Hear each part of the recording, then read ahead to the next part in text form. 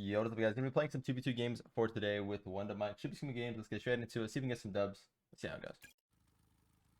Alright, first game we got ourselves Havoc and Hodge. I think is how you say that. Hodge? Yeah, probably. I actually don't recognize these guys, but they're probably good because we find this game pretty much instantly.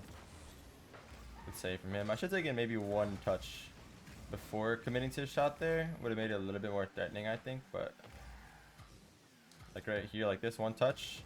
And then taking a shot, see how it makes it a lot more difficult. They have to wait last second to make that save, right?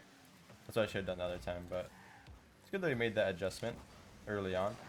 And we actually did it the next play. We did what we talked about. So that's all you got to do. Like when you're playing games, try to look for the little things that you think you could be doing better and try to make those adjustments right away as soon as you can, right? To get pass across there to find one to Mike. Obviously want to use your teammate when you can. In this game mode, it's a good thing to, you know, look for the right times to pass. You don't want to overpass. Obviously in twos, a lot more risk to passing than in like threes, for example. But it's definitely something that you should look to do every now and then because it can create some really good opportunities. Sit back here in full boost. Stay in a spot where I can react if this gets over his head, right? If this somehow gets like really bad for us in terms of like the challenge that comes through, I can still react to it. So that's the position you want to keep yourself in if you're second man, or you would be technically last man in twos in that situation. So like right here, I want to stay like far back. So if he passes back, I have a lot of options. Oh, I think I would have got it over the last guy, but Wanda didn't expect me to go there. I'm going to float here. Be fine. Pop it to the left for Wanda. Try to pop again for him. Good little pass play. Nicely done. Nice to be able to use your teammate like that again because they're always going to be expecting the touch toward their net, right? But if you hit that backward, they're never going to expect the extra pass back like that. It's nice to use your teammate in those situations. I'm going to fake jump here. Try to play down left. Went for the snipe, couldn't quite, but I created another decent touch for one to follow up. Fine. Play this right side now. Look at this double tap opportunity now because of all this space. To be able to just finish it off. There you go. That's the beauty again of using those touches toward your team. Like you're creating so many more opportunities than if you just play that forward. If you try to play a solo play there. Those are the things it's really hard to practice that stuff in twos, and that's why I think threes is just a better game mode because it's a team game. Right? You have to learn how to use your team, and that's something that a lot of people, even really good players, don't know how to do perfectly yet. No one knows how to do it perfectly, obviously, but no one even attempts to use their team in 2v2, and that's a big mistake that I think people make, and in general should try to cut out. You don't have to be selfish all the time. It's okay to be selfish sometimes, but you should use your teammates when you can. It's a very important skill to practice and understand. Play this to the side here. I have no play on goal, so there's no point of just playing it into him, letting him win that 50, right? One that should be back for this. Fine, just drive into that. How much pressure I'm creating? I'm not even gonna flip here. Create a lot of pressure literally just driving into the ball. So I make them have to hit that ball back to my team. Again, simply just driving into the ball. Look how simple you can play, even at the highest level, and it still creates a lot of pressure. I'm not even gonna do anything here. I'm just gonna flip. I'll show you guys what I mean. Because in theory, if I just sit here, look how much they have to do. I just got two of them out of the play. I did nothing. Again, I'm just gonna sit in one spot, stay on the ground, not do anything. Same thing, drive challenge. Bumped into him. Team's still gonna win the ball here. He has no choice but to throw this away, and we end up getting the ball back. So you don't really have to do anything half the time. I'm not gonna lie. I think people kind of overestimate how much you really need to do to be useful when it comes to offense. A lot of times you're just trying to get them to bait their utility in terms of like their boost, their resources. You know what I mean? You're just baiting out what they have, what they can do. And if you just drive with the ball, sometimes you're forcing two of them to challenge. The first guy gets a bad challenge on you, goes off the wall. You still have control of that ball. They have to get the ball off you. You're going to be wasting two people just to get the ball away from you. Yeah, really clean game so far. You really don't have to over analyze that aspect of it, like how much you need to do with the ball. A lot of the time, simpler is better. Even on defense, I'm pretty much AFK there. I'm still that entire time. Up until when he finally shoots the ball, right? There we go. Really good air dribble there. There we go. Good first game. All right. Clean stuff. Get into the next one. Let's see if we can keep it up. Get back-to-back dubs. But you guys can see just how important using your team is. And also looking for times to use solo plays. Because at the end there, I used a solo play and got by the whole field and the whole team, right? Just by using a solo play. So you got to be able to pick and choose which times to use both. And obviously being mechanically skilled and practicing your mechanics is important. So you can do both whenever you like. But I think even at lower ranks, simplify it by trying to make sure your touches go to your teammates. Trying to put your challenges in good positions for your team. Even don't be afraid to lose challenges if your teammate's behind you, because that's technically winning the challenge. Because if you get the ball next, if you get possession next, you're technically winning that challenge. It's okay to quote unquote lose the challenge behind you because it goes to your team anyway. And that's something that a lot of high level pro teams do as well. Before we get into the next game, I'm going to show you guys 2 insane clips that I hit back to back in a 1v1 from the other day. I'll show you guys that real quick. Insane triple flip reset in here, and a really good musty as well off of reset. So I'll show you guys these 2 clips real quick before we get into the next game.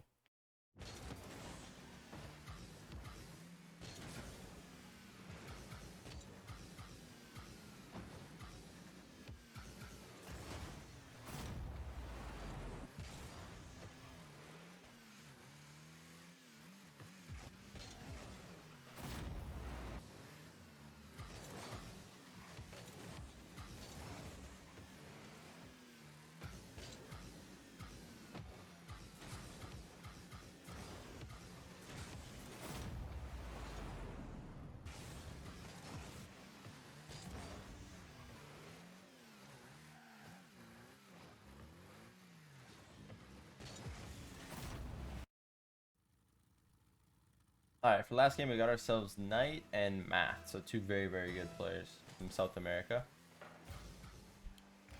Recognize both these guys, both insane players for sure.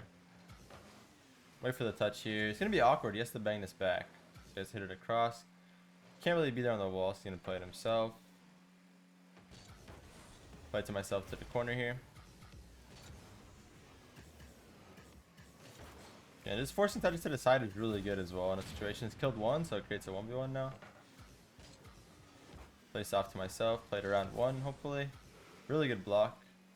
One that has to play shot here. Well done. Took that quarter boost just in case he wanted to steal it, right? Because I don't know if the opponent wants that one. That's one that's good to take just to keep that boost control of the map. Take this myself. Pick the high touch. Yes, sir. We yoinked it last second. So I like doing that a lot. Pop it up, pick the high touch, get the reset instead. Creates a lot of opportunities again. Make them both jump, make them both panic, right? Whereas if I play that double tap, they probably just sit ground. It's quite easy for them to stop. And there's going to be one going back wall there probably as well on the double tap. So I like to play that a lot safer. Take this myself here. Save my boost now. So I've used quite a bit to go up for this. And I'll let Wanda take it away. I'm not going to go for this actually. Now I have a chance to, and there we go. So it was actually dangerous to go for the first one. So I backed out. And that made him panic because he thought I would go. But he would have beat me by a mile. So if he had jumped for it and I jumped for it, he would beat me there. So I took the safe approach. Waited for when it's actually going to be a goal for sure. Took advantage of it. Really good save from Wanda. Take my time here. I'm going to create some angles. Look at the angle I've created here. Now I can actually pass off this. Create even better of a play. So bringing that to the side, swinging wide. Look how much I've opened up, right? I can take a shot. I can pass. I can do whatever I want. So I just played it middle. Gave Wanda even more options on that. And they're both flat-footed because of it. Really good way to do that. Fake this one here. Make him back off. Give me some respect. Give me some space. Pass over to Wanda now. Should be a shot. Post gonna fake here again. Try to make a panic. So you see how they turn away when I go like that? The little bit of respect that they show. Something that definitely really important to get a grasp of. Those fake challenges, when to commit, when not to commit. Very, very hard skill to learn, to be honest, but a very important one to learn as well. We'll play one more game because that was a really quick forfeit. Those are 2 really good players and really quick forfeit. So we'll play one more. Let's get into it, see if we can keep it up. Finish off with a bang. Let's see how it goes. Alright, for the actual last game, we got Peak and Wavy. So I'm left side here. Normally, most pros do left side go. So I'll try to get us right side for Wanda. If you get it right side like that on kickoff, pretty much just aim opposite side of the ball. Bump the last guy back. Give me empty net. There we go. So I'm trying to get that back right. All I'm going to do is go more to the left side of the ball on kickoff. So I'm going to get this to the left side. Oh, he wants to fake, actually. Okay. So I'm going to fake. Play this back middle instead of going for the shot. Maybe shouldn't have done that because it's twos. Quite unlucky, to be honest. Very unlucky, I'd say. Because he went for the shot. It was a really good shot, to be honest. It was in. But he got the slightest touch. Skimmed perfectly off back wall. Obviously, there's a lot of ways that can go much better for us. So, a little bit unfortunate. But not a bad idea. In general. Take the mid boost. The kill on both of them. Should be open. There we go. We gotta get that steal. You gotta get the steal on there. Nice little double demo there. Alright, so I'm gonna try to get his right side. I'll show you guys what I mean. I'm gonna go more on the left side of the ball here. That's what I do in my pro play quite a bit on my actual team. I try to play it for Justin, for example, and you can get a solo play off of it. Something that might get, you know, overlooked by most viewers. You don't see the little things like that on kickoff. Trying to control which way it goes is a very big part of the kickoff in general. Oh, that's a little bit too hard. Good pass. A little bit too hard. Shot there. I had the option of one the mic on the right, and I think that's why I wanted to go for the shot even more. Because I know that he knows I like passing. Most people know I like passing, so sometimes it's good to switch it up. Instead of going for the obvious pass, take a shot. Those are the moments when it's really good too.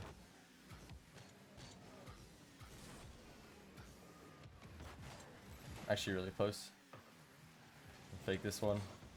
Stay on the floor. Make him panic. Look how much resources they're using here. I'm not doing anything really. I'm just staying grounded. And we still win this ball. We still have control here.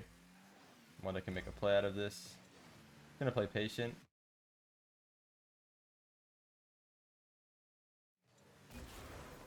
Try to play patient. And you actually got like a really good flick there. You got the best flick possible actually. It's really good to do those 45-degree flicks where you tilt like that. Play right side for Wanda again. Try to get this mid boost. Yeah, really good flick from him back there. Played it well to be patient as last man there. You don't want to dive on that. It's very risky to do so. But he just did a really good flick, to be honest. One touch. Try to flick around one. Maybe pop the other guy. It's fine if he gets it over me. As long as he doesn't get a perfect double. Just pretty rare. Stealing for Wanda. Gonna be almost impossible for the defender to get that. So using your team again in these situations is so important. Not going for the selfish shot. You don't want to do that. Try to get us to the left side more. I like getting that back left like that because you always secure the back boost. One got you missed the boost. That's very unfortunate. So it's actually a really good thing to do though. But Wanda missed the boost right there, and then he backed up for it and then gets demoed. So unfortunate. But if you got the boost, normally you'd have the ball full control, and you can get the other boost as well. And then they're forced to chase us. And we normally have a really big advantage in that play. Really good read there. Alright, challenge both of them. So I got the ball off both. One that has a free ball now. Now I'm just going to float. Force him over me. Should be fine for him back. That's how rotation should work. First guy challenging there. Should have that that guy force the ball over. Nice. Well done. Try to get his right side for Wanda again. So again, just aiming more left side of the ball. Can always go toward the right side if I do that. Control where it ends up going. Gives someone, again, with very good mechanics, that free solo play. That's what you want to do. Try to give your team as many opportunities as possible by doing that, right? Don't have to even flip on that. Just play patient. It's fine. Take my time here again. All you could do is play that across, right? Then play it into us. Panic a little bit. It's fine if he hits us again. It's not going to create any opportunity. Take my time. Let it roll down. All he could do is drive into that. Wanda will be back. Forces him out, which is really good. It's fine. Again, we're forcing their challenges to be bad here. So we should win this engagement for the most part, because all their challenges haven't really been anything of use. Like this touch to the wall isn't doing anything for them. The fact that he bumps me there doesn't really do much for him. Again, if I can get him to commit on this without having to do anything, so if I can just drive into this and he commits, it's actually really good for us. See that right there, making him flip? I would say that's a win-win situation, because now, look where he is, right? Pulls himself so far to defense, so he's not even back yet. One does no boost. I'm gonna fake this one. Make him panic, fake it again, make him panic. Don't even have to go for these balls, no reason to. Wait, back ball here. Nice, good patience. Play it right, maybe? I'm gonna fake this one. Gotta watch his flicks, this guy's good flicks, but I see one that coming to help me out. So that's why playing a patient like that's really good as well. That playing at patient is really good though, because he came to help me out. He did really good to recovery on the wall there. But the way that Wanda went for the demo to help me out there is really smart. And that's why it's good to play patient as last man, especially in twos. Just take a shot, catch him off guard. Well done. Good touch from Wanda there. Again, try to get this right side. And more left on the wall. Doesn't matter how far back it goes, really. As long as Wanda can get that back boost, there's nothing that he can't actually scoop up. I didn't get my flip, unfortunately. Wanda was a little bit... He was a little bit aggressively pushed up there, but he probably thought I got my flip. And if I got my flip, it would have been a goal, most likely. Or at least a much more follow-upable situation. But he should not be that pushed up, obviously. I want to play to be able to cover both options. And I don't want to overcommit for this play here. I'm going to pass to Wanda. I like that he doesn't go for shot, even though he probably could have scored. I like that he's trying to play for the dub there. Play off of our lead, obviously. Don't have any boost here. And Wanda seems to be wanting to go first. Okay, now he's behind me, so I just bait out the flick for him. Should be easy save. Let's go for one more goal. Off the back wall. One more. Keep it up.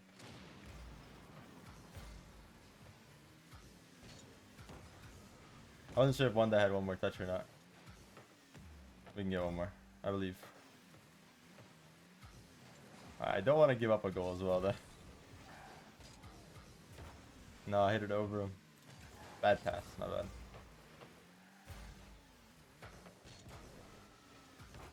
One more for the boys. Yes, sir. Really good pass from one. That's actually perfect. Really well done. Alright, good games today, guys. Hope you enjoyed. 3 back-to-back dubs. One quick one in the middle there. But yeah, I hope you enjoyed. Have yourself a wonderful day or night, whatever time it is for watching this. Like, comment, and subscribe. And I'll see you guys all in the next one. I love y'all.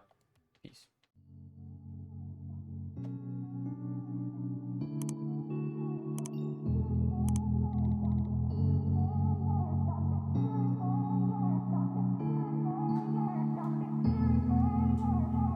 How could I trust you when you hurt me so bad?